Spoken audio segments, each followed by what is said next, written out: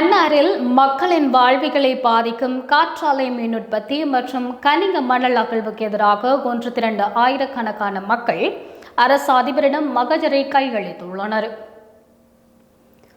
மன்னாரில் மக்களின் வாழ்விகளை பாதிக்கும் வகையில் முன்னெடுக்கப்பட்டு வரும் காற்றாலை மின் உற்பத்தி மற்றும் கனிக மணல் அகழ்வு ஆகியவற்றிற்கு எதிர்ப்பு தெரிவிக்கும் வகையில் மன்னார் பிரஜைகள் குழு மற்றும் சிவில் பொது அமைப்புகள் இணைந்து ஏற்பாடு செய்த மாபெரும் கவன ஈர்ப்பு போராட்டம் இன்றைய தினம் புதன்கிழமை காலை 9:30 மணியளவில் மன்னார் பொது விளையாட்டு மைதானத்தில் ஆரம்பமானது.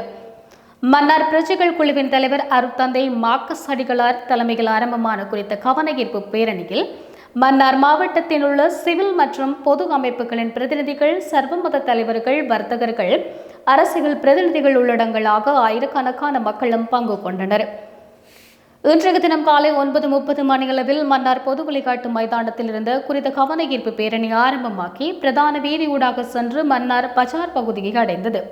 பின்னர் பேரணியில் கலந்து கொண்டவர்கள் மன்னார் மாவட்ட செயலகத்திற்கு முன்னால் ஒன்று கூடி பதாதைகளை ஏந்தியவாறு கோஷங்களை எழுப்பினர். மன்னாரில் மக்களின் வாழ்விகளை பாதிக்கும் வகையில் காற்றாலை மின் உற்பத்தி மற்றும் கனிக மணல் அகழ்வை உடனடியாக நிறுத்து, எங்கள் மண்ணை சுடுகாடாக்காதே, அடிக்காதே அடிக்காதே, எங்கள் வயிற்றில் அடிக்காதே உள்ளிட்ட பல்வேறு வசனங்கள் எழுதப்பட்ட பதாதைகளுக்கு ஏந்தியவாறு கவன ஈர்ப்பு பேரணியில் பங்கேற்றனர்.